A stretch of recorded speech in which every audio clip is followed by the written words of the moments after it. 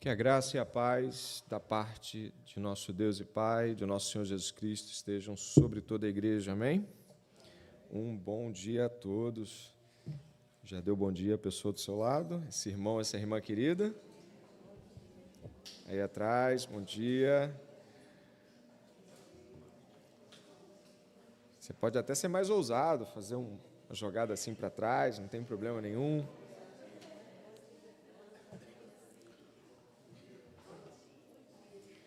Bom dia a todos. Você sabe por que a gente faz esse movimento de bom dia nesse momento da liturgia? Porque quando nós chegamos aqui, podemos ter dado bom dia individualmente por chegarmos a este lugar. Mas quando iniciamos o culto e o processo litúrgico se segue, é com Deus que nós falamos em primeiro lugar. Então, nós estamos por conta dele, por causa dele, por meio dele, e por isso que agora a gente dá bom dia um para o outro, a gente já falou com Deus, já ouviu a voz dele, já orou. Então, é importante que você saiba também como a liturgia se procede, até para que você dê valor a ela também, né? Saiba que ela é intencional em todos esses modos. Bom, meus irmãos, que alegria estar aqui nessa manhã, né? Alguns vieram da jornada da EBF, mas estão aí firmes, aí, com o olho aberto, outro fechado, mas estão firmes, estão caminhando, né? Logo mais a gente fala sobre a bênção que a EBF foi. Bom, meus irmãos, como vocês sabem, a gente está num processo de estudos que se iniciou nesse mês sobre construir uma igreja mais bem formada, ter uma igreja mais bem informada e também formada em seus aspectos de serviço. Acho que todo mundo sabe disso, mas o pastor insiste em repetir para que todo mundo saiba os motivos das aulas que estão se seguindo domingo após domingo. Nós tivemos aulas iniciais falando sobre processos que envolvem a importância da oração, quem lembra, né? Lembra da oração, não foi? A gente falou sobre diáconos, presbíteros, houve também uma aula da nossa irmã Samara sobre a fala, né? A importância de se proceder com uma fala correta, redimida. Muita gente falou sobre essa aula. A Samara foi muito usada por Deus. Muita gente falou que reviu processos de fala. Nós tivemos a oportunidade de ter uma outra aula anterior, a que vamos ter agora. Eu não sei se você lembra, mas ela falou sobre aspectos importantes voltados, a primeira aula, na verdade, aspectos de abordagem dos irmãos a visitantes. Quem lembra dessa aula? Lembra dessa? E tivemos uma pequena interrupção por conta de um intervalo prolongado há 2 semanas atrás. Então, a gente teve uma interrupção que nos gerou uma distância daquele cronograma que foi planejado, foi apreciado pela igreja, a gente colocou e projetou, as aulas também, professores divididos e tudo mais. Então, estava até conversando com a Rita, né, nos reunimos na sexta-feira e falamos um pouco sobre isso, e fiquei meditando sobre o que fazer, para não tomar nenhuma atitude que fosse comprometer esse trabalho formativo. Eu fiz o seguinte, então, eu acrescentei uma aula hoje que viria a ser uma reflexão posterior, provavelmente em setembro, que é o nosso mês de aniversário, né? A gente ainda vai falar em algum termo sobre igreja. Eu acrescentei essa reflexão, ampliei ela um pouquinho mais, deixei ela mais larga, e nós vamos ter uma aula sobre um tema especial hoje, dentro do nosso processo formativo. O que eu peço durante esse período? Que você escreva, que você anote, não existe essa de eu gravo tudo, isso não existe. Talvez você pense assim, poxa, mas eu tenho dificuldade de anotar. Mas depois você rever a aula? Não. Poxa, então como é que a gente faz? Tem que chegar num caminho aí. Se você não rever a aula e tem dificuldade de anotar, em algum lugar a gente tem que chegar.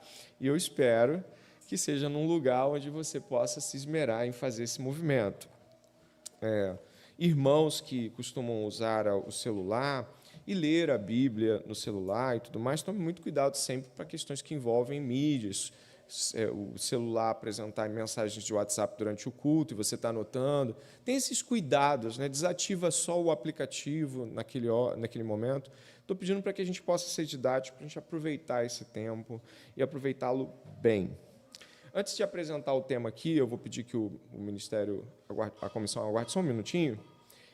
Vou apresentar a justificativa para a temática que nós vamos ter hoje. A igreja tem crescido em número, isso é fato. A igreja tem crescido em quantidade de pessoas. Eram 6 membros, 7, a contar com a Ana Vitória que entrou, em 2017, e hoje já são 63 membros. Temos as nossas crianças maravilhosas que estão aqui sempre sendo abençoadas por Deus, esperamos que venham confessar a fé, já indo aí a 70 e em pouco mais até, e temos uma quantidade de visitantes que estão pleiteando a entrada. O que acontece? Nós estamos caminhando por um número que vai daqui a pouco aí até 90 pessoas, 100 pessoas. Com a quantidade extensiva, que é natural, o Senhor acrescenta, a gente não faz marketing com a igreja, é realmente o Espírito Santo que traz, nós temos preocupações de serviço. E algumas dessas preocupações geram para o pastor a reflexão de, bom, como vamos lidar com isso? A reflexão que eu vou trazer aqui hoje, a aula, ela não tem em si o ato corretivo, ou seja, a igreja não estará sendo corrigida com o ensino. Pode ser que individualmente você se encontre nele, não tem nenhum problema. Puxa vida, isso aí foi para mim de um modo especial. Mas o que eu realmente vou estar promovendo hoje enquanto aula é um processo que nós podemos vir a passar caso nós não nos demos conta dele. E aí eu vou pedir que meu irmão Vitor possa lançar aqui, que é sobre isso, ó. Por que as atitudes de membros omissos acabam sendo tão tóxicas para a igreja? Com o passar do tempo, a quantidade de membros pode aumentar e alguns deles podem pensar, já tem tanta gente trabalhando, eu fico aqui no meu cantinho, e você já viu isso acontecer em igreja? Já? Eu acho que já, não é? A igreja vai crescendo, e aí a igreja é viva, a igreja tem seu movimento crescente e vivo, as pessoas estão trabalhando mais, alguns membros podem se permitir ao ato pecaminoso, errôneo e pecaminoso, de se omitir a esses serviços prestados à comunidade local, e em nome de Jesus Cristo todos devem prestar, e começar a ver aquele grupo de irmãos que absolutamente não se dispõe a nada. Você já viu isso? Eu já vi.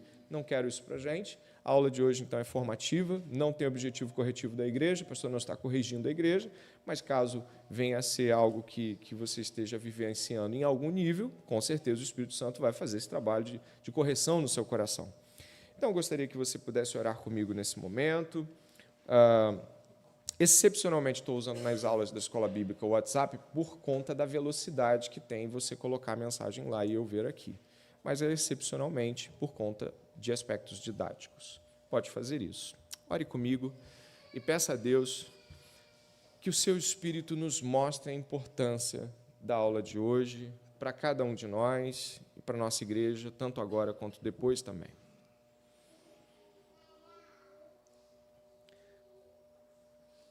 Senhor, nós te agradecemos muitíssimo e te pedimos, ó Deus, que, como igreja do Senhor, como igreja local, nós não venhamos, Senhor, de forma alguma desperdiçar o que vai ser ensinado. Se estivermos na posição de ser um membro entregue e desejoso por mais servir o Senhor, que isso nos sirva de alerta para o futuro e mesmo, Senhor, de ajuda para corrigir a outros. Se estivermos faltando com a obra do Senhor em absolutamente qualquer nível, nós te pedimos que o Senhor atue com o seu Espírito, nos constranja, nos mostre o nosso pecado e nesta aula também venhamos a aprender a importância do que é servir a Deus em sua igreja, Pai. Sim, alcance todos, nós te pedimos, inclusive nossas crianças, em nome de Jesus. Amém. Eu pedi à professora, nossa querida Noemi, que pudesse fazer algo especial aqui por mim, e isso vai afetar os pais também. A nossa irmã Noemi está entregando 2 folhas de ofício para cada criança que pudesse se expressar dessa maneira, e elas vão receber folhas, lápis. Qual o objetivo? Crianças, prestem atenção aqui no pastor. Está prestando atenção? Deixa eu ver, prestando atenção. Ali, prestando atenção. Deixa eu ver, prestando atenção ali. Está prestando atenção. Vocês vão desenhar, presta atenção, crianças, 2 coisas que vocês veem a igreja fazendo, servindo a Deus. Tem muitas coisas que acontecem aqui que são serviços prestados a Deus. E, claro, a igreja é favorecida. Presta atenção, hein, crianças. Vocês vão desenhar coisas que vocês veem os crentes dessa igreja fazendo para servir a Deus. Por exemplo, eu estou fazendo uma coisa aqui agora, não estou? Mas tem outras coisas que acontecem, não tem? Está lembrando de algumas? Quem está lembrando aí, as crianças? Quem está lembrando? Está lembrando? Está lembrando. Também tem coisas que a igreja faz, crianças, que não é nesse prédio, mas também é serviço a Deus. Você já viu os irmãos servindo uns aos outros fora daqui? Quem já viu? Já viu? Quem já viu? Já? Ali já viu. Já viu? Ó, Pedrinho lá atrás falou que viu. Vocês vão desenhar duas dessas coisas que vocês mais admiram, que vocês acham, nossa, isso é muito, muito maravilhoso. E em casa, os pais terão a responsabilidade de explicar a importância disso para a igreja. Tá bom? Então, pais, ó, entenderam? Seus filhos vão desenhar coisas que os cristãos fazem enquanto servem a Deus, e em casa vocês vão desenvolver a importância desse serviço para a igreja, como ele é importante, como as Escrituras falam sobre ele, ok? Beleza? Foi? Foi, né? Então, crianças em casa vão trabalhar nesse desenho hoje de tarde, e os pais também vão trabalhar com a teologia nesses desenhos.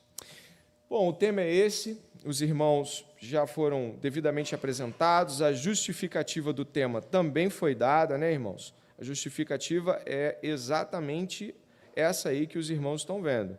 A gente vai trabalhar com uma perspectiva de não querer incorrer neste grave erro de que uma grande quantidade de pessoas fique completamente ausente do serviço e não se preocupe com isso.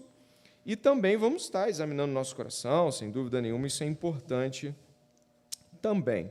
Eu gostaria, então, que você pudesse prestar atenção. Eu acho que o slide já está aí, podendo se posicionar num primeiro termo. Obrigado. Omissão. A palavra é uma palavra que ninguém desconhece tanto. As pessoas usam omissão. Poxa, você se omitiu, alguém deixou de fazer, se omitiu, deixou de falar, se omitiu.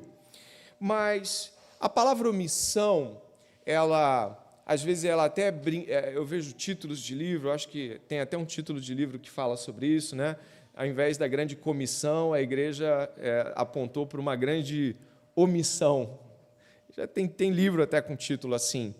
Mas do que nós estamos falando, para quem nós estamos falando? Será que todo mundo é da mesma maneira dentro desses termos? Bom, não é por aí, não. Eu gostaria que você pudesse me acompanhar e, aos poucos, você fosse desenvolvendo comigo também a compreensão do tema. Muitos de nós acreditamos que é melhor ser acusado de um pecado de omissão do que um de comissão. Ou seja, a ideia é melhor eu faltar com não ter me metido nisso do que dentro disso eu desvirtuar o caminho, ou pecar no serviço, ou ser encontrado em falta. Para muitos, a ideia de não mexer em algo parece ser menos pior em termos de pecado do que dentro dele faltar com ele, né? E é isso que eu coloquei aí. Seria algo como é menos pior pecar por não se envolver no serviço de algo do que pecar estando em serviço ou se desvirtuando no caminho dado. Dessa forma, você sempre poderia desviar seu pecado de omissão para o esquecimento, ignorância ou falta de capacidade de tempo para fazer. A omissão, ao contrário de alguns pecados cometidos durante o serviço de algo que você aceitou fazer, a omissão, ela traz um ambiente propício para outros pecados além da própria omissão. Eu não fiz porque não deu tempo. Eu não fiz porque eu não prestei atenção no anúncio que o senhor deu, né? O senhor fez uma convocação. Então, a omissão, ela pode ainda ser um ambiente propício para o desenvolvimento de outros pecados, além de não ter posto a mão no arado. A omissão também dá espaço para que você tente, já que você pode, infelizmente, se omitir muitas vezes, chega um momento que você fica um pouco incomodado de dar a mesma desculpa, você pode acabar dando outra e outra. Eu quero dizer que a omissão, ela é um campo fértil para outros pecados também. E vamos ser bem francos, ninguém aqui é juiz da mente de ninguém, não é? Se o irmão falou assim, olha, eu estava muito cansado, ou então eu não pude por causa do tempo, ou tinha uma demanda de trabalho, vamos lá, irmão, a gente pode até pensar um pouquinho, poxa, mas Você tentou outros caminhos, mas se você disser, tentei, o que eu faço? Diz a verdade, o que você faz? Você vai falar assim, não, aí dentro eu sei que você está mentindo. Isso não existe na igreja de Deus. Falou, falou. Professor, professou. E acabou. Se a gente ficar testando a fé da profissão das pessoas, tentando gerar um processo de leitura de mente, de coração, a igreja vai ser um grande campo de desconfiados uns com os outros. Será que foi isso mesmo? Será que foi isso mesmo? Será que foi isso mesmo? E isso vai gerar um ambiente anti-fé, não é por aí. Então, cuidado também com o aspecto da omissão, porque ela é um ambiente que propicia a desculpa e o desencadeamento de outras questões. Eu já pequei nisso, não sei quanto a você. Não tenho problema de falar sobre isso. Ontem, engraçado, estava na aula das crianças e eu falei assim, quem já mentiu? Aí algumas crianças levantaram a mão e eu também levantei a mão. Óbvio, como é que eu vou falar? Quem já mentiu e eu vou ficar com a mão para baixo? Isso existe? Não. Levantei a mão e uma das crianças regalou o olho assim. Tipo, não. Ele não. Né? Ontem eu e o Vitor estavam confessando pecados aqui um para o outro, não foi, Vitor? E não é algo que a gente... Sabe, você não pode tratar isso como qualquer coisa, mas você não pode esconder isso como se não acontecesse com você. Então, eu já incorri nesses pecados. E isso faz com que eu e você fiquemos atentos com a omissão mais ainda, por ser quem ela é e por possibilitar fazer o que ela faz em termos de ambiente. Mas eu queria muito ressalvar. Por que ressalvar? Porque antes de entrar pelo caminho, eu quero tirar essas pedras que podem estar dentro do seu coração em termos de dúvida. Quem serão os omissos? Então, eu vou afastar alguns grupos de pessoas com determinados tipos de desafios para que você não venha achar que eu estou generalizando e aí isso fica mais fácil para todo mundo. Nem todos os que não estão conseguindo se colocar à disposição são iguais. Uma vez que nem todos os omissos são iguais, igrejas deveriam tratar os diferentes tipos de situações de forma diferente. Aqui estão 4 tipos diferentes. Primeiro, aqueles que vivem próximo à área onde a igreja se reúne são inaptos para comparecer ou se dispor aos serviços presenciais da igreja em virtude da idade avançada ou saúde debilitada. Tais membros senis ou com sofrimentos físicos deveriam ser tratados com cuidado especial. Essa aula não é sobre eles. Eles não são os omissos da questão. Tá? Desafios físicos ou mesmo uma idade que possa já gerar dificuldades para coisas que são comuns a todos, não deveriam ser olhados por nós com o mesmo olhar. E eu coloquei aqui, às vezes, serviços presenciais. Uma coisa que nenhum crente pode esquecer na vida é que a oração e a intercessão são serviços prestados a Deus também. Então, você pode não se mexer mais, mas se na sua mente você ainda puder orar, mesmo que nenhuma palavra saia, você está servindo a Deus. Por isso, eu fiz questão de colocar presenciais aqui, porque talvez envolva na sua imaginação algo mais específico, algo que talvez necessite de alguns movimentos mais claros. Já abro para perguntas.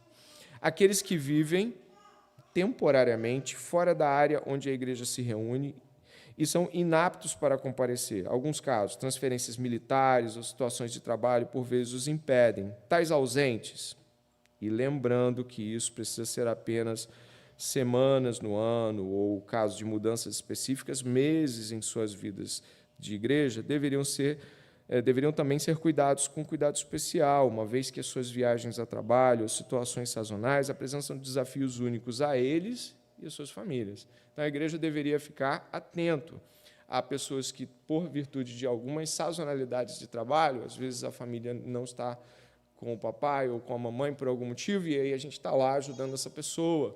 Ou então, por exemplo, alguém que é muito ativo. Aí, quando tem aquela semana mais pegada, tem mais dificuldades. É uma semana que a igreja poderia estar atento com esse membro, lendo a Bíblia com ele, orando com ele, mandando mensagens. Está entendendo? A gente precisa olhar ao contrário aqui. É a igreja que não pode se omitir no cuidado de situações específicas. A aula não é sobre eles. Eles não são os omissos. Tá bom? Mais um grupo aqui. Eu acho que é esse aí? É esse sim, obrigado.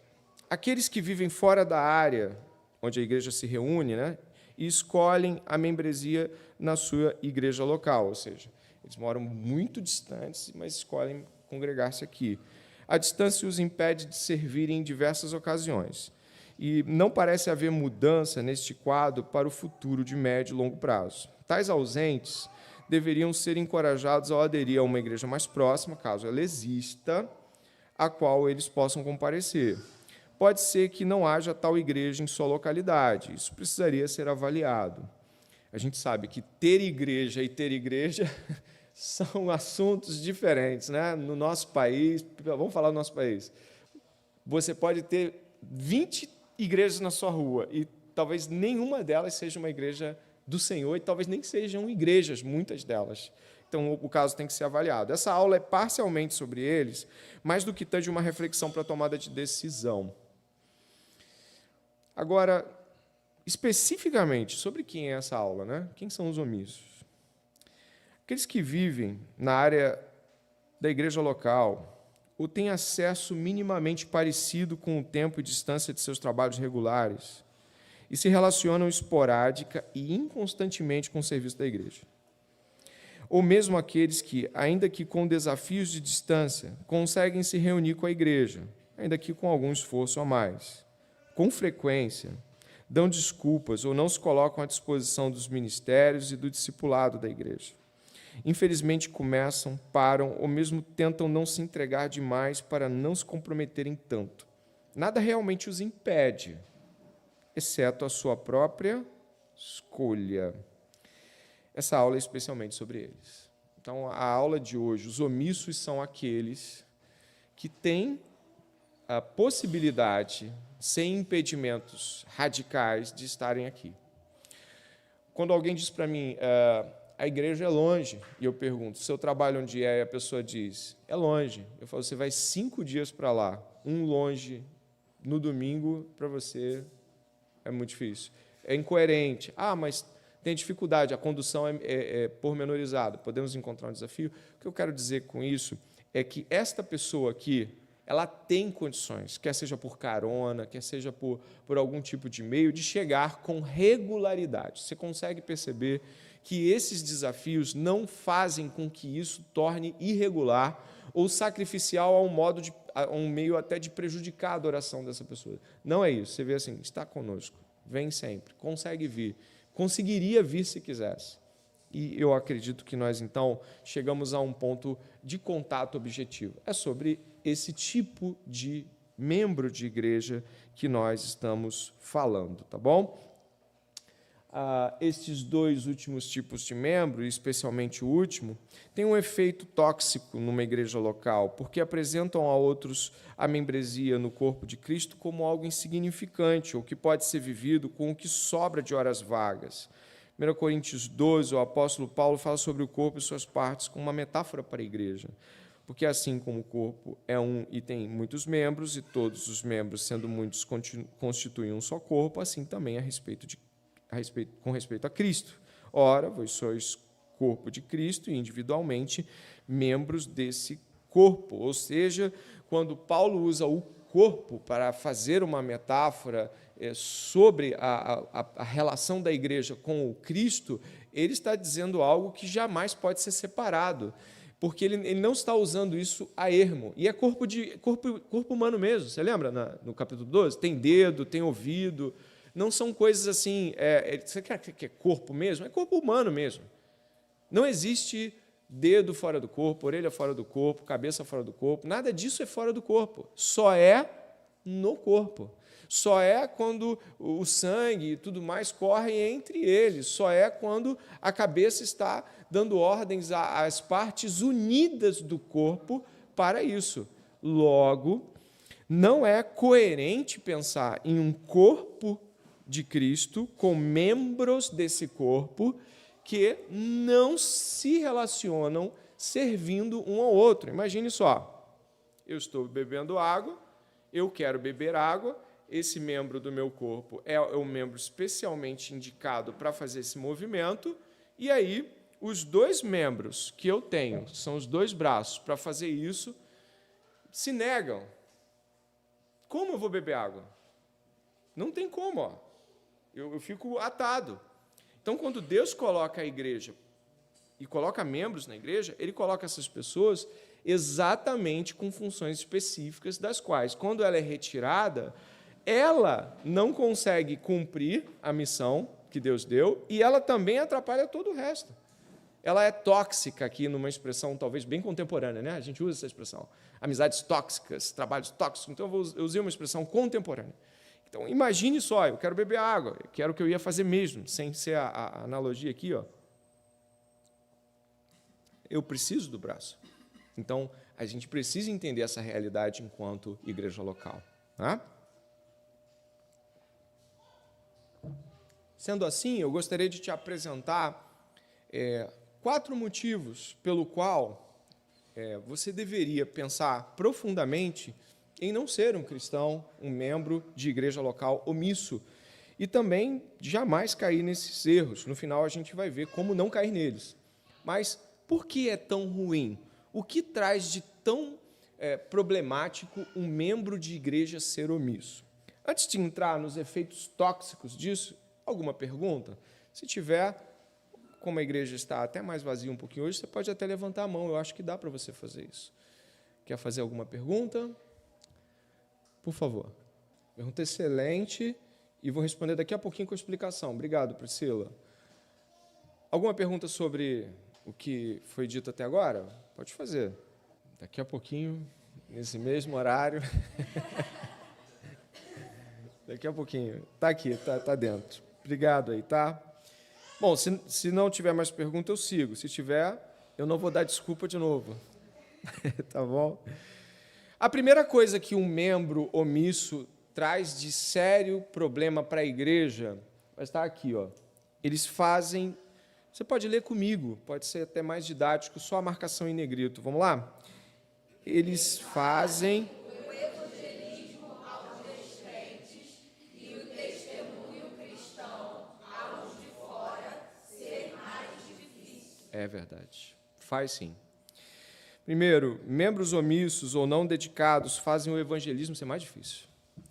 Sua igreja é chamada para ser um posto avançado do reino de Deus em sua comunidade. Uma pequena, mas significante demonstração da glória de Deus na medida que vocês amam uns aos outros e amadurecem em Cristo. Portanto, todos os que carregam o nome de Cristo, como afirmado pela sua igreja, mas que de modo pessoal decidem viver a vida servindo a comunidade da aliança de crentes com pouca dedicação, estão praticando uma usurpação de identidade. Eles estão tomando o nome de Cristo, mas não se identificam honestamente com seu corpo, a igreja local. Tomando emprestada a metáfora de Jonathan Lima, né? Jonathan Lima foi pastor auxiliar do Mark Dever, agora é pastor de uma outra igreja, é um escritor que alguns já tiveram a oportunidade de conhecer, e tomando emprestada a metáfora de Jonathan Lima, eles vestem a camisa do seu time, mas não praticam com ele ou competem com ele. Isso confunde seu testemunho para a comunidade descrente em volta. Na verdade, não cristãos veem a sua camisa, engajamento exagerado no trabalho, entretenimento, reunião com os parentes acima de tudo, e etc., em uma pessoa que parece estar jogando para o outro time. A metáfora é simples, ela não necessita de grandes arranjos para que você fique querendo... É basicamente o seguinte, ele é um cristão, ele diz ser cristão, ele parece vestir a camisa de cristão, mas quando o time entra em campo, quando a gente precisa, de fato, se unir para treinar e atuar, ele não está lá. Isso confunde as pessoas. Confunde de tal maneira que elas começam a olhar e ver que ele joga no time delas, quando está com elas. E diz ser do outro time, ainda que não pareça.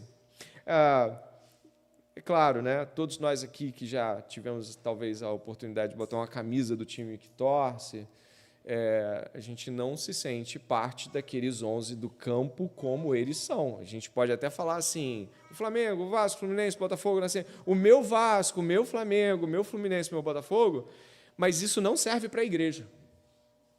Isso serve para o torcedor, mas não para o membro. O membro da igreja não é um torcedor, ele não está torcendo para que a igreja local vá à frente. Ele não está assim, vai dar tudo certo para a minha igreja. Não, ele está jogando. Ele está atuando. Quando isso fica difuso e você tem alguém que fala em nome da igreja, por exemplo, se você falar que é da Igreja Batista do Discipulado lá fora para alguém, as pessoas vão tomar a sua congregação por você, sabia? Pode até parecer assim, nossa, que imaturo. O primeiro momento ele é da Igreja Batista do Discipulado.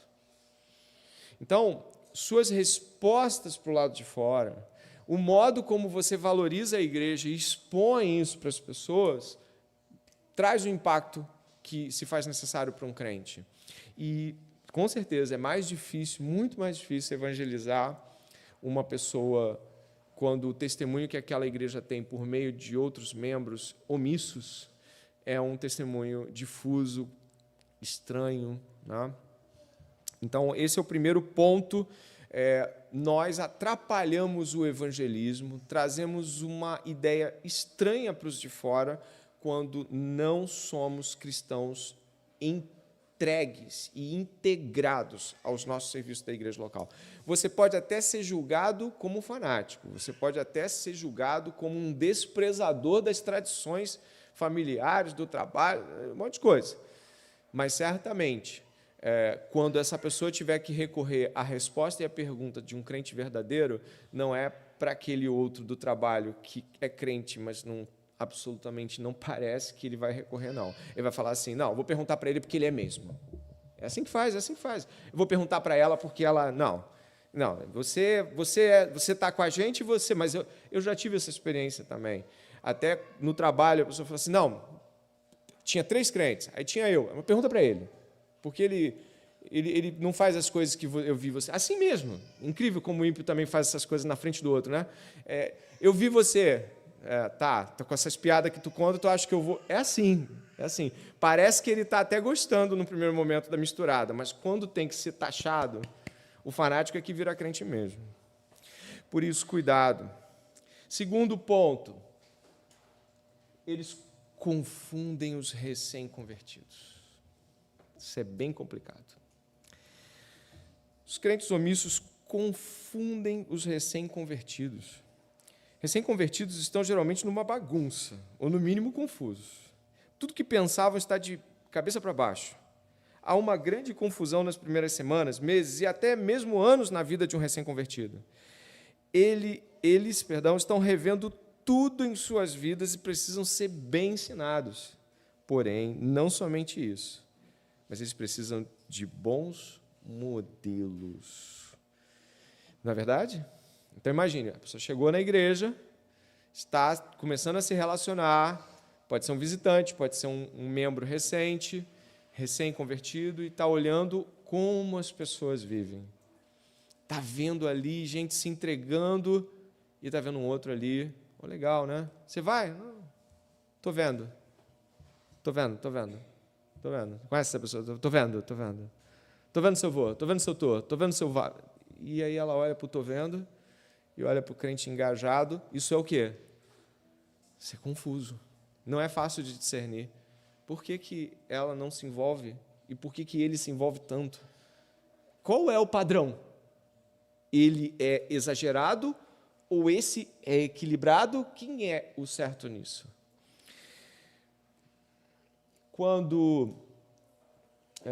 aí está aí, ó. Em sua arrogância, os crentes omissos estão efetivamente com suas vidas dizendo aos recém-convertidos: todas essas coisas que vocês estão lendo na Bíblia não são realmente necessárias. Algumas sim, mas você pode escolher não vivê-las e ainda será um cristão.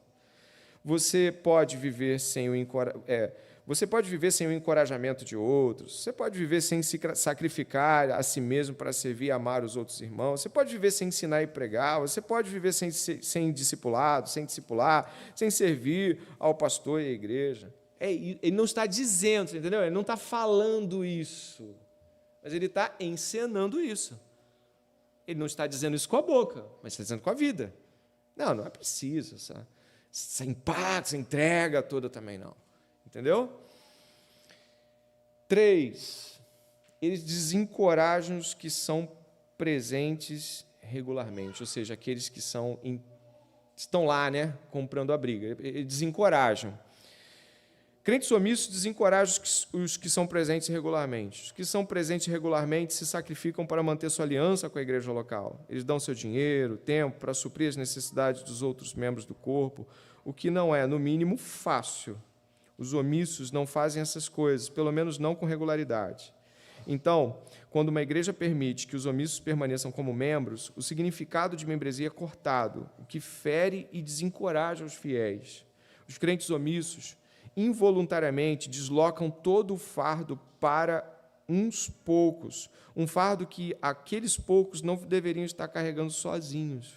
Eles proporcionam um ambiente de tentação para que os membros que vivem a igreja, aspas, de peito aberto, os olhem e tenham de lutar internamente para não julgá-los e os verem sempre com bons olhos, mesmo quando as desculpas são parcialmente verdadeiras. Olha quanta coisa difícil gera um crente omisso, porque ele pega e simplesmente deixa todo o fardo pesado nas costas de um grupo ou de alguns grupos da igreja e ele fala, poxa, que bom que está acontecendo, Deus é bom, né? Deus cuida da sua igreja, não cuida? E aí aquele que vê esse impacto, ele tem que estar lá lutando, tá? Eu não quero que você nem balance a cabeça para não parecer arrogante aos olhos dos outros, mas eu tenho certeza que você pode balançar o coração, de ter lutado contra isso, né? Gente, aquele irmão, aquela irmã não atende um apelo do pastor. Foi falado, venham todos aqueles que querem ajudar, no final do culto procurem a diaconia, no final do culto procure o ministério infantil, no final do culto me procure se você está interessado, no final, sabe? E aí, o que veio, olha o outro que não veio e não vem sempre. E tem que ter uma luta. Aí você pode balançar a cabeça. Está entendendo a luta? A luta de não vou julgar, não vou julgar, não vou julgar, não vou julgar, não posso julgar. Isso é errado, meu Deus, eu estou servindo a Deus. Por que eu estou fazendo isso? E aquele, não é? Ó, que conflito lá dentro. Então, além de colocar o fardo especialmente pesado para aqueles que estão engajados na igreja, ele também propicia um ambiente de tentação. Isso não significa que aquele que cai na tentação caiu porque o outro ofereceu. Pecado é de responsabilidade individual, então não é o ambiente da tentação que vai ser determinante. Mas o que eu quero dizer é que também somos responsáveis por oferecer ambientes de tentação a pessoas. Também somos responsáveis. E devemos recuar sempre que percebemos que oferecemos tais ambientes para as pessoas. Se você vem com toda a força, irado, e botando o dedo na cara, você está ofertando de modo maligno um ambiente para um retrucamento. Se vai retrucar, é a escolha dele, mas o ambiente está armado. Por isso, crentes omissos também fazem com que isso seja de fato e aconteça. Quarto e último, eles preocupam seus líderes. Crentes omissos preocupam seus líderes. Hebreus 13:17 diz, obedecei os vossos guias e sede submissos para com eles. O que está escrito no final ali? Pois velam como quem? Nossa, que responsabilidade. À luz desse versículo, um pastor fiel, um presbítero, deveria se sentir responsável pelo estado espiritual de cada membro do seu rebanho. Eu fico assim, meu Deus, eu estou falhando, a pessoa não está se engajando, deve ser algum tipo, já sei. Naquele dia eu devia ter encorajado, e eu não falei nada. Então, eu estou dizendo aqui o que acontece aqui dentro. Já viram aqueles memezinhos de o que o pastor está pensando? Vou botar o café para fulano, vou levar fulano, não sei o que. Ai, será que o cara está doente? Não sei. Já viu esse meme? Não, né? Eu fico assim, quando eu vejo uma pessoa assim. E eu não estou falando de uma situação... Você entendeu já que não é uma situação, acho que já entendeu. Entendeu que é uma constante, né? E eu fico, meu Deus, eu estou falhando na oração. Já sei, eu devia estar orando mais por ela e eu não estou orando. Aí para onde vem a culpa? Na minha cabeça é para mim, sempre. Já sei por que está assim, por que não está oferecendo serviço. Eu não estou vindo aqui à frente dizendo, irmãos, o ministério tal está precisando... E aí, por eu não falar, a pessoa está lá, ela não sabe. Eu fico criando motivos pelos quais... E é mais peso, porque era só o membro ter atitude de membro. Qual é a atitude de membro? Eis-me aqui. não é esperar o chamamento, é ir adiante e se colocar à disposição. Mas quando ele é omisso, quando ela se omite e começa a trabalhar dentro de campo de omissão, você pode não estar preparado para discipular, mas você não deveria se conformar e ficar assim, quando tiver bom, ele me chama. Não, você deve... O que falta? O que falta? Falta o quê? Falta isso. Vamos, pastor, me passa mais aí. Essa fome que o membro tem, ela dá um ânimo danado para a gente, como pastor. Nossa, então, vamos lá, eles querem, eu também quero, vamos embora. Mas quando você que participa de uma comissão, de um ministério, diretoria, você que discipula, como você reage quando um membro ou um discípulo, uma discípula vem com fome? Como é que é? Eu vou ler livro. Não, eu vou pegar um material novo. Você chega para a pessoa e fala assim, eu não vou poder te encontrar segunda à noite. Tá, terça você pode? Como é que é isso para você? O impacto que eu tenho é, bora!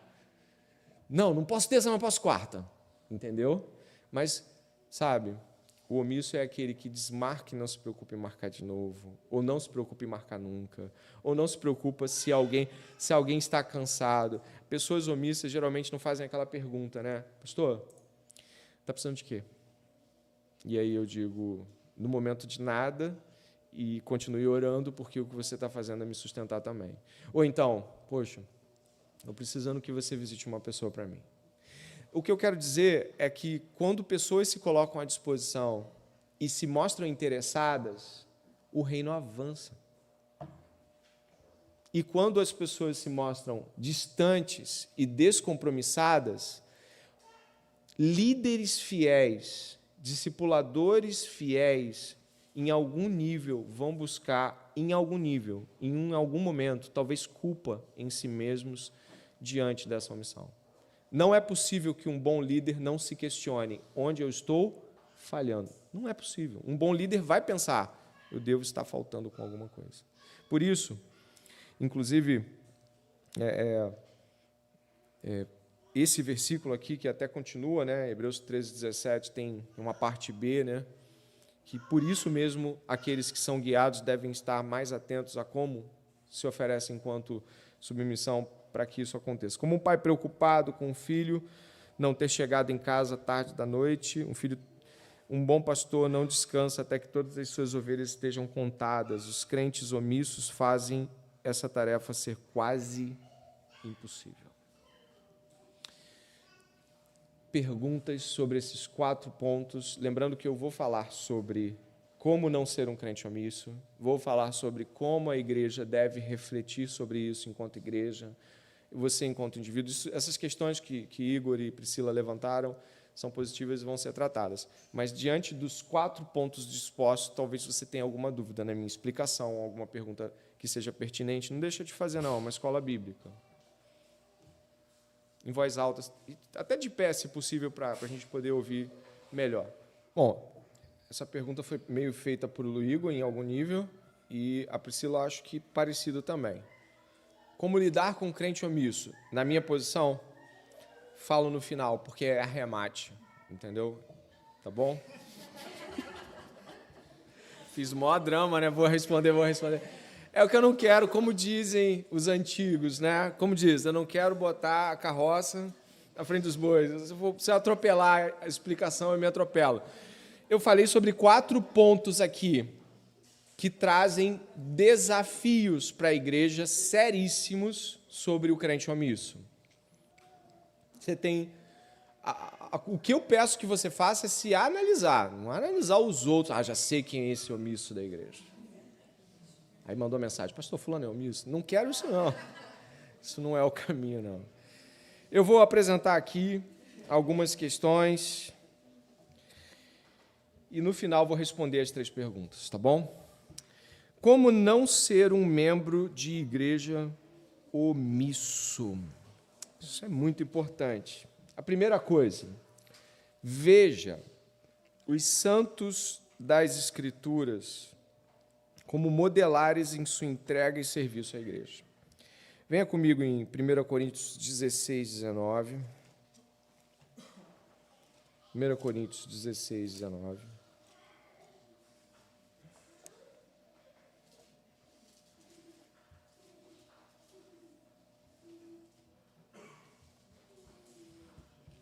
Você vai encontrar de cara um casal muito conhecido. E eu faço questão, 1 Coríntios 16, 19, eu faço questão de mencioná-los de novo, porque eles são paradigmáticos, não é? Esse casal é paradigmático. 16, 19 de Coríntios 1 fala assim: as igrejas da província da Ásia mandam saudações, também Áquila e Priscila mandam cordiais saudações no Senhor, juntamente com a igreja que se reúne na casa deles. Talvez você não dê muita atenção às saudações, mas elas escondem algumas coisas muito interessantes. Por exemplo, o apóstolo Paulo está mandando saudações. Verso 21, dê uma olhada, por favor. Verso 21, o que ele está dizendo? Ali, ele tira o homem que está escrevendo para ele, que tem alguém, ele está ditando e alguém está escrevendo. E ali no verso 21, ele pega a pena e ele mesmo escreve. Mas o verso 19, o que acontece é, também Priscila e Áquila fazem questão de saudar a igreja. O que está acontecendo aqui é uma atitude proativa. Eles também estão mandando saudações e a igreja que se reúne em sua casa. Existe um tipo de atitude aqui que é uma atitude de incluir-se em um processo que muitas e muitas vezes a gente não quer se ver incluído, que é nessa inteiração com o problema dos outros. Como assim? A carta de 1 Coríntios é fácil? Ela é suave? E a de 2? Meu céu, aquela 2 Coríntios já é mais difícil ainda. Mas Paulo trata problemas e reprova a igreja claramente. Quando você vê a proatividade de Priscila e Áquila em mandar saudações e estar incluído dentro do corpo da carta, você tem noção de que eles, de alguma forma, estão associando-se àquela estrutura toda. Ainda que você não possa inferir que eles concordam com tudo que Paulo fala, você pode pensar de que eles estavam por perto na redação da carta ou se relacionando em algum nível com o apóstolo Paulo, a qual está confrontando uma igreja. Priscila e Áquila têm uma igreja em casa, estão mandando saudação para outra e estão dentro de uma carta difícil. São pessoas que estão comprando o barulho da igreja, da que está na casa deles, da que está fora deles e do apóstolo Paulo. Estão, digamos assim, se intrometendo como cristãos em problemas dos outros. Romanos 16, 3 e 5a. Romanos 16, 3, 5a. Lembra que a gente está observando exemplos modelares de santos. Olha o que eu estou dizendo aqui. Tem igreja na casa deles, estão ali trabalhando com Paulo, estão dentro da carta enquanto relação com o escopo geral. 16:3. Saúdem Priscila e Áquila, meus cooperadores em Cristo, os quais, pela minha vida, arriscaram a sua própria cabeça, e isto lhes agradeço, não somente eu, mas também todas as igrejas dos gentios. E o que a gente tem aqui dentro dessa realidade aqui, que não me parece ser algo pequeno, não, né? Dá uma olhada no verso 5. Saúdem igualmente a igreja que se reúne na casa deles. Eles arriscaram sua vida por Paulo. Eles são apóstolos? Não. Pastores? Não. Por que está tão engajado assim? Se arriscando pelo apóstolo Paulo, que é um apóstolo, atua episcopalmente, atua pastoralmente. Paulo é um grande barulho para quem quer viver uma vida calma. Quanto mais você se associa à vida de pessoas que estão muito entregues na obra, aquilo vai passando para você. As dores delas, as lágrimas, as necessidades. E o que aconteceu aqui? O casal arriscou o quê? A cabeça. Podiam ter morrido por Paulo. Às vezes você pensa assim, Deus não me chamou para ser pastor, mas talvez Deus tenha te chamado para estar bem perto e sofrer com, e lutar por. E essa visão de desassociação, Deus não me chamou para ser diácono. Tá, mas a diaconia pode estar precisando de alguém bem perto para sofrer as dores com eles. É isso que eu estou... Obrigado, Lucas. É isso que eu estou tentando mostrar para você. Às vezes você está segmentando a sua vida por meio de um ofício que você não cumpre e nem foi chamado para cumprir, sem perceber o suporte que você pode estar dando para que muitas coisas aconteçam. Paulo fala o quê? Não somente eu que agradeço. Quem mais agradece aqui? Você leu? Pode falar. Quem? As igrejas são gratas por aquele casal que não é pastor, que não são ministros ordenados, que não são diáconos, são cooperadores. Mas são cooperadores tão engajados que são mencionados de modo vital para a continuidade do ministério do apóstolo Paulo, que nos abençoa até hoje. Ponto. Priscila e Áquila foram importantes para nós, Igreja Batista do Discipulado. 2. Compreenda que você sempre será modelar, mesmo que isso não expresse Cristo. Paulo, em Tessalônica, a gente falou aqui, eu falei com os homens sobre Tessalonicenses em oportunidades aqui, diz assim, e vocês, falando para a igreja, se tornaram nossos imitadores e do Senhor, recebendo a palavra com alegria que vem do Espírito Santo, apesar de muitos sofrimentos. Assim, vocês se tornaram modelo para todos os crentes na Macedônia e da Acaia, porque a partir de vocês a palavra do Senhor repercutiu não só na Macedônia e na Acaia, mas a fé que vocês têm em Deus repercutiu em todos os lugares, a ponto de não termos necessidade de dizer mais nada a respeito disso. Ou seja, quando nós estamos falando de modelos, nós estamos falando o seguinte, você vai ser modelo, você pode ser um modelo da desonra, e pessoas imitarem a desonra que você traz ao reino. Mas a Bíblia nos aponta a sermos modelos eficazes a ponto de outros nos imitarem sem terem conhecido os nossos iniciadores. Talvez você tenha tido um discipulador muito alto, uma discipuladora muito alta, você pensa, nossa, eu tive um discipulado muito forte por muitos anos e ainda tenho, glória a Deus. Mas o que isso faz em termos de passar à frente? É preciso compreender que você é modelar e ponto. 3.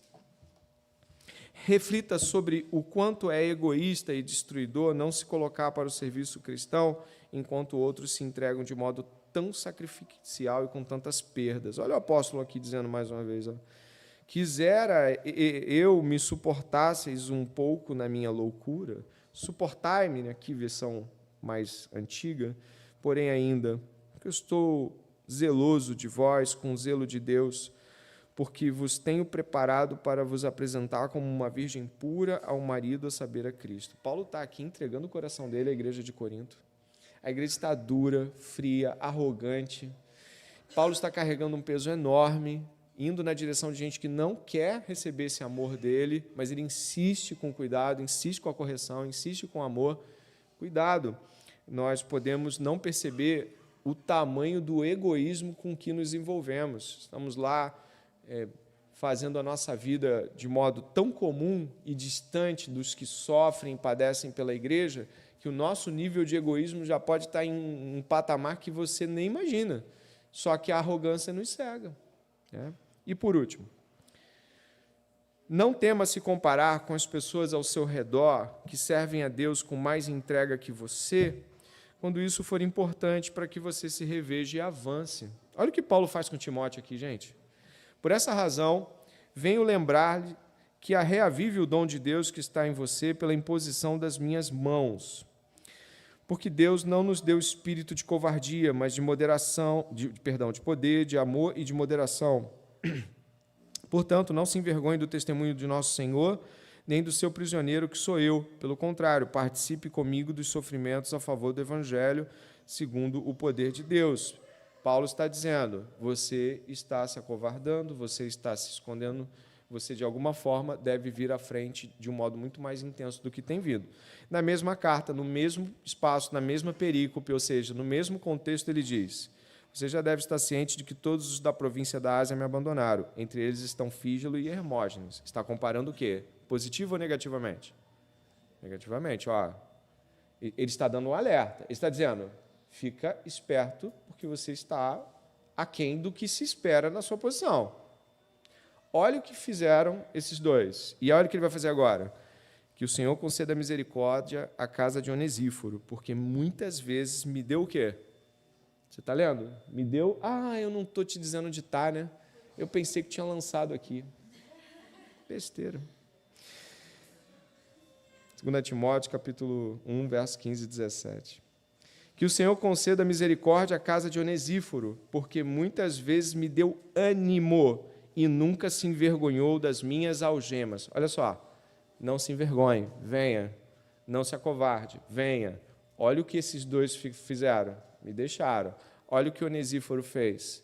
Não se envergonhou e fez o contrário deles. O final, verso 17 de 2 Timóteo 1, é assim, pelo contrário, quando chegou em Roma, me procurou com persistência até me encontrar. Essa é a última parte, acabou a aula. Com persistência até me encontrar. Procurou uma vez... Não achou. Procurou 2, 3, 4. Roma era enorme. 1 milhão de pessoas no século I. 1 milhão. Tinha favela. Roma era uma cidade enorme. Ele procurou. Até achar. Sem os instrumentos que temos hoje para achar pessoas. Ele procurou.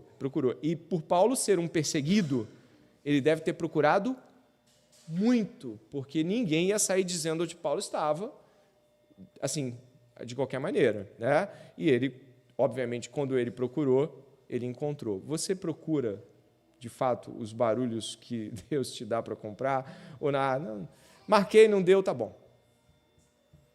Chamou, pastor chamou, esqueceu de chamar de novo? Ele não chamou de novo. Sabe, a gente vai usando essas coisas para viver uma vida, dando desculpas para não estar como Priscila e Áquila, para não estar como Onesíforo, para não estar como o apóstolo Paulo, para não estar como o nosso Senhor Jesus Cristo, que nunca usou de desculpas, na verdade, foi fiel em tudo, se entregou a todos. Como lidar com isso, né? Enquanto pessoa cristã, nosso trabalho dentro da igreja, enquanto membros, é sempre insistir uns com os outros para que estejamos unidos, servindo a Deus. E aí você vai? Vou não. Mas como eu posso fazer para você ir? Falta dinheiro para passagem? Não, eu tenho que entregar isso do trabalho. Eu te ajudo? Eu posso fazer com você? Posso fazer por você? Eu posso te dar um jeito? Não. Bom, eu não posso ir por quê? Crianças pequenas. Posso ajudar? Entende? Sempre vamos buscar oferecer, entendeu? Vocês que fizeram a pergunta, o melhor ambiente para que aquele que está com dificuldade venha a servir. Você está entendendo? A gente não vai falar assim, tá bom. Então, como membro, a minha atitude é sempre de oferta. Mas se como membro, líder de comissão, ministério, diretoria, não importa, mas como membro, você começa a ver as constantes desculpas de alguém, me informe. Pode ser que seja apenas um leve ajuste. Meu irmão, o que está acontecendo? O irmão não tem participado do serviço ao qual se responsabilizou. Qual desafio você tem? A igreja pode ajudar. Às vezes, ele vai entender, está notório. Puxa vida. E vai quebrar, vai se arrepender. Que bênção, se arrependeu. A nossa atitude não é sair corrigindo e lendo mentes aqui, é perguntar. Né? Chegou alguém atrasado, o que você faz? Que absurdo. Não. O que aconteceu? Agora, sempre chega atrasado, mesmo depois de todas as ofertas. Algum caminho a gente tem que tomar.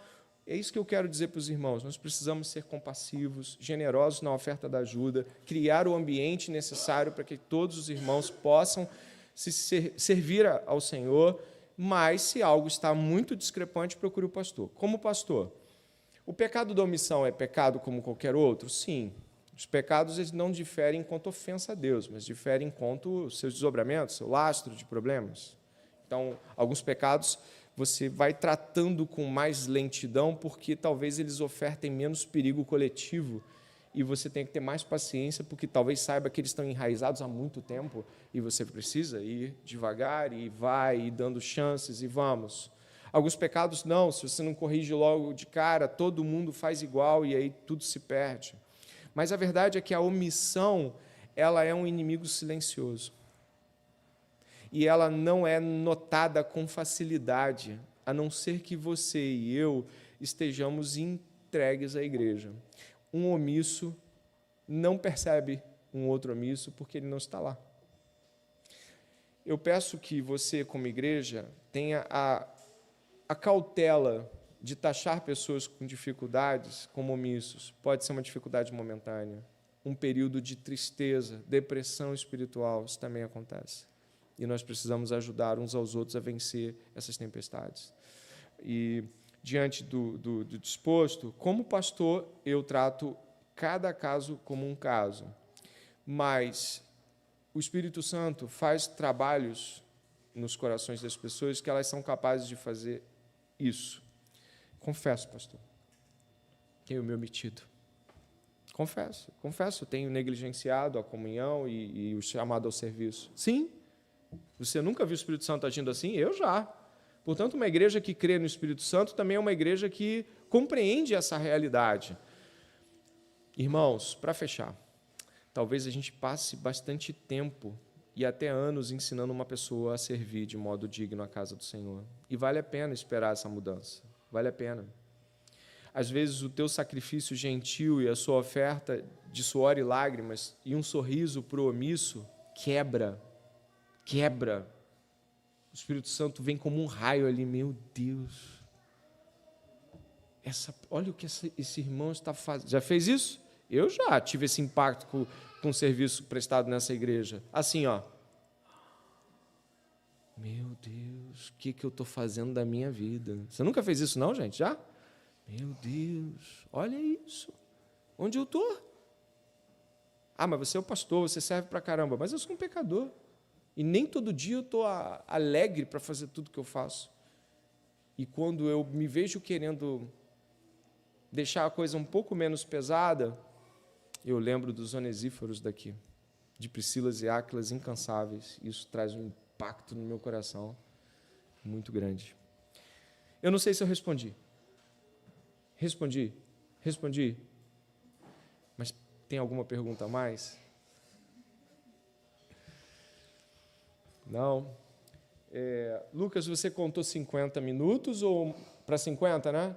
Então, Lucas, eu vou só aumentar um pouquinho, porque nós não vamos ter segunda aula hoje, tá bom, filho? Só para ficar ciente, a gente não vai ter essa dobradinha. Hoje é uma aula geral, semana que vem a gente volta com aqueles modelos que estávamos, né? Vou dar um passo atrás com a sua pergunta e primeiro dizer, um cristão genuíno está fortemente engajado no reino de Deus no seu trabalho, na propagação do Evangelho. Eu sei que você faz isso, então se prega, eu sei que você fala do Senhor, não estou falando para alguém que não faz, mas um cristão não faz separações como se o reino de Deus parasse na porta do trabalho. Dali para frente ele serve o trabalho. Servimos ao Senhor em todos os casos, em todos os momentos, no supermercado, comprando legume, tudo que a gente está fazendo, a gente está assim, ó, ligado. Uma pessoa pode estar aqui servindo a igreja sem estar servindo genuinamente. E pode estar lá servindo grandiosamente o reino de Deus na área pública, secular, e você vê o impacto que isso tem em uma repartição, em um grupo de estudantes, em um professor de universidade, que nunca ouviu um aluno falando com tanta intrepidez.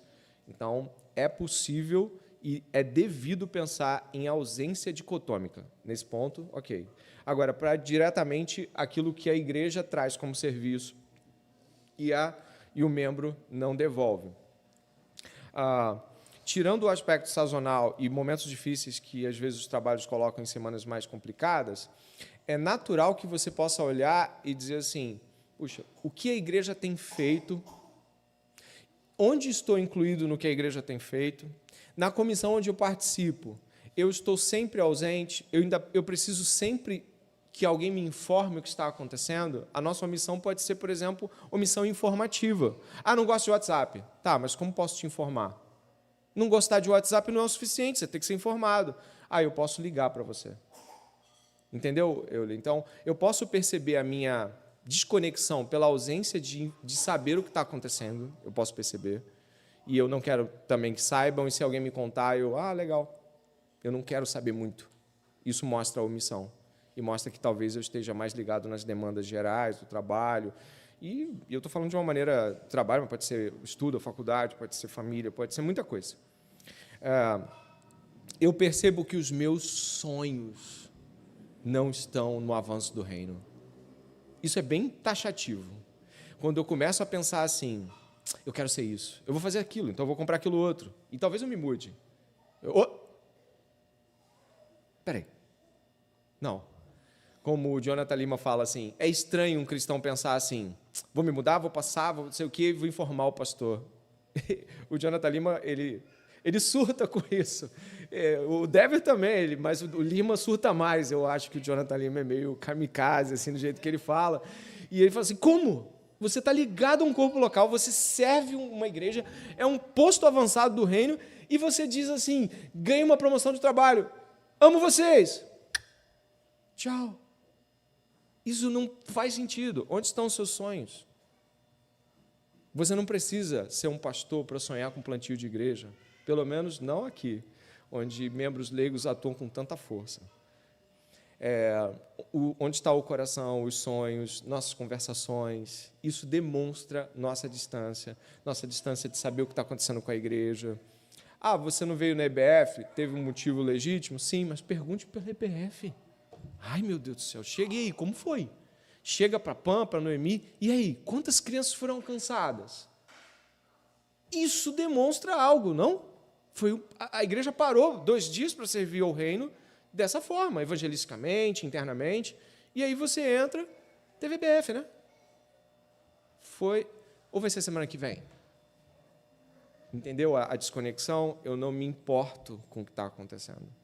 Se eu não estou no bazar, não me importo com o bazar, mas eu me importo com as coisas que eu estou vivendo no trabalho, e todas elas são muito importantes. Eu tentei ser todo abrangente e tentar alcançar umas coisas.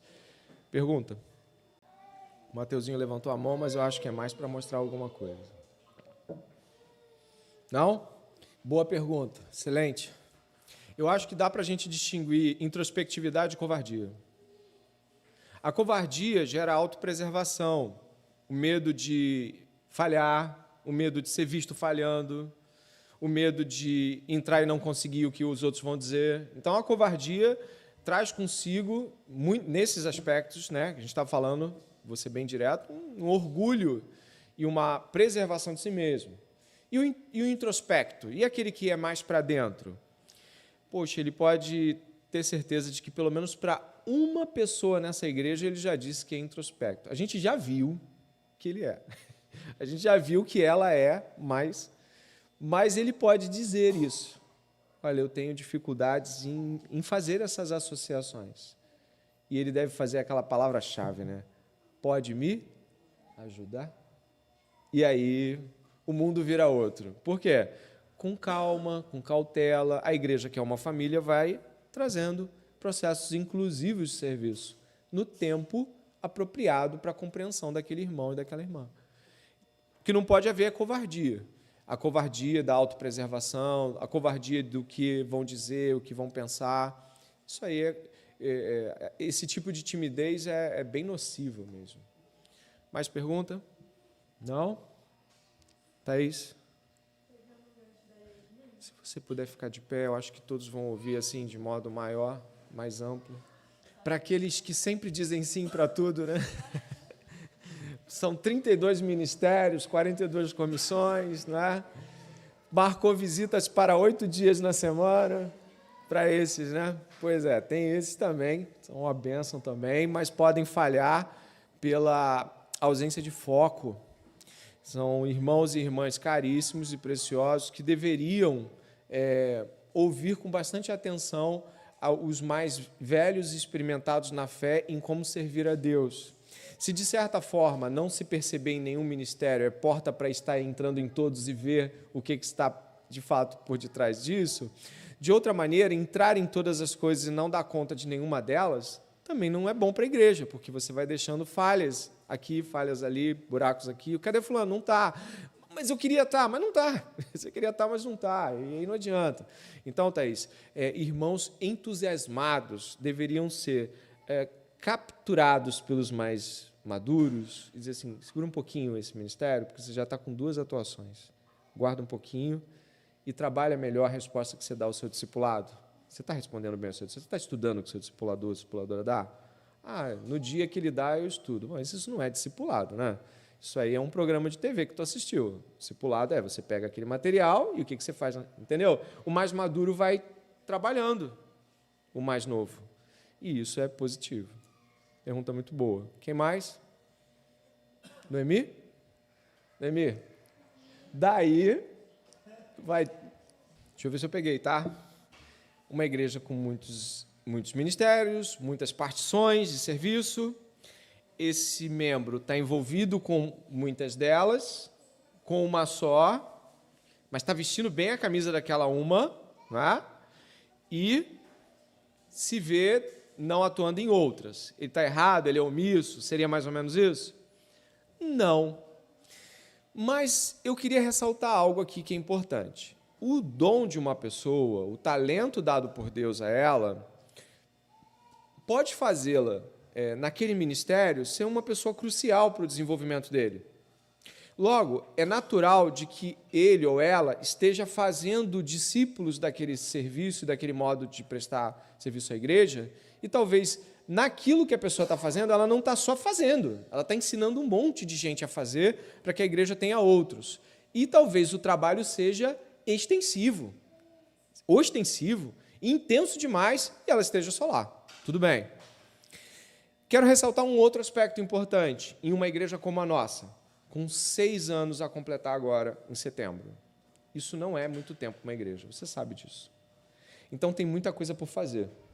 Então, tem coisas, e aí, Noemi, é importante sua pergunta também para eu abrir esse leque. Às vezes, nós não vamos conseguir fazer o que gostaríamos com tudo que Deus nos dá. Mas, às vezes, o Senhor também nos chama para que não falte o mínimo para aquele ministério. E aí a gente precisa ser honesto e falar assim, olha, eu tenho isso para oferecer a essa comissão porque eu estou atuando aqui, porque não há muitas pessoas nessa área. Então, eu tenho isso para oferecer, mas tem que ter uma honestidade também. Eu tenho uma segunda. Uma segunda ajuda à comissão? Está havendo uma honestidade. Está dividida? Em certa forma, mas está consciente dessa divisão, entendeu, Noemi? Então, sim, eu acho que uma pessoa atuar no ministério só e trabalhar bem, formar outros, não é nada de omissão. Mas, numa igreja como a nossa, às vezes é necessário uma dança um pouco maior, um jogo um pouco maior, porque há muitas necessidades. E talvez nós não vamos conseguir fazer tudo como gostaríamos num primeiro momento. Mas, às vezes, um start é importante. Entendeu? Às vezes, ministérios começam com pequenas ações. Última pergunta. Se houver. E eu tu pode ficar de pé para que eles ouçam lá também? Bom, o irmão que não está parando, no sentido negativo da palavra, ele precisa ser tratado de alguma forma. Ele não pode não parar, porque se ele não parar, ele vai ser parado pela intensidade com qual ele está fazendo. Ele vai fazer bastante por 3 meses, mas vai parar depois. Eu e você poderíamos ser razoáveis em pensar que o que é aplicado aqui, dentro de uma perspectiva, é para o omisso. E é a partir dele que a gente está olhando. Você compreende isso? Eu estou olhando, eu estou omisso e eu estou olhando alguém agir. E estou falando, nossa, que estímulo, que tristeza eu viver de uma maneira tão alheia. Então, o primeiro ponto de observação não é do exagerado, mas do omisso olhando para o servo fiel e entregue. O exagerado precisa ser corrigido para que ele não venha a faltar até com que ele hoje serve. Como o McShane fala, né? Deus me deu uma mensagem e um cavalo, eu matei o cavalo, falando do seu próprio corpo e do desgaste excessivo. Todavia, um último sinal de cautela. Nós tememos ser exagerados e devemos temer, e o descanso é bem-vindo. Mas existem alguns momentos na vida ministerial de algumas pessoas onde a entrega vai ser muito grande, até para que algumas coisas aconteçam. Então, por exemplo, se você vê a história de missionários, se você vê a história de Lutero, se você vê a história de desbravadores, gente que abriu caminho para outros, eles passaram períodos de grande intensidade. Você já leu a história de Amy Carmichael, por exemplo? Já leu a história de Amy Carmichael? Alguém conhece Amy Carmichael aqui?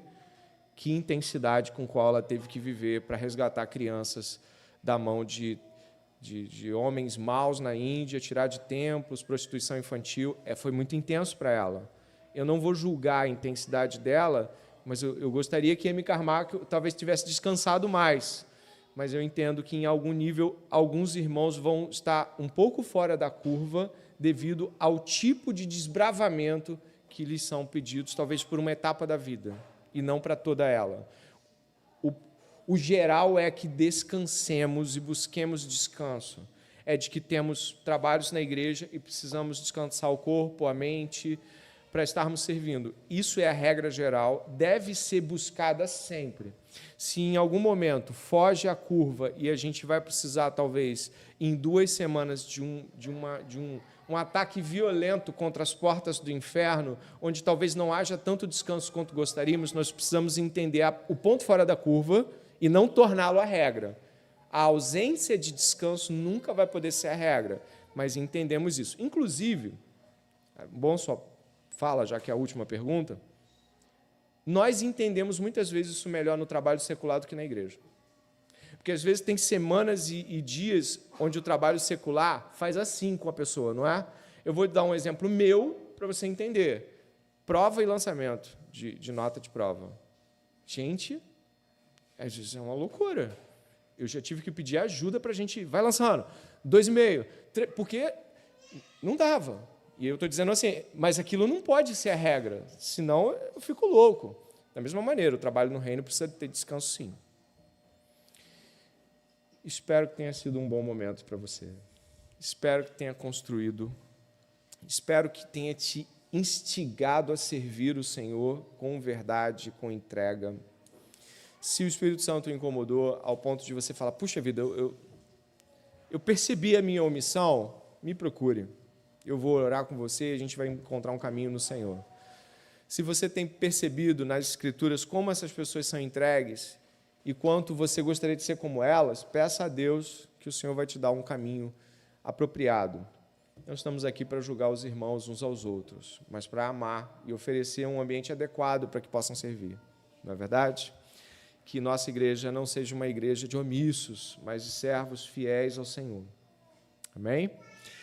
Vamos orar e seguir para o nosso café da manhã, que vai até às 11 horas, tá bom? Senhor, nós te agradecemos nessa manhã, onde fomos profundamente alcançados pela tua palavra. Ouvimos coisas difíceis de ouvir, coisas que devemos refletir, mas também ouvimos muito encorajamento. Ouvimos a tua voz nos nossos corações, nos apontando a entrega de seu filho, a entrega da igreja primitiva, os primeiros irmãos, Priscila, Áquila, Paulo. Senhor, nós queremos ser como eles, na proporção que o Senhor nos der, na medida que o Senhor nos der, mas queremos, Deus.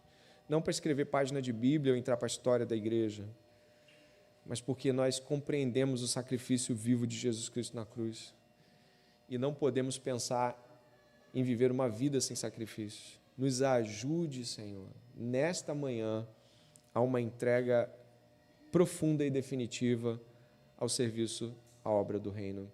Assim oramos, agradecidos pela tua palavra, Pai.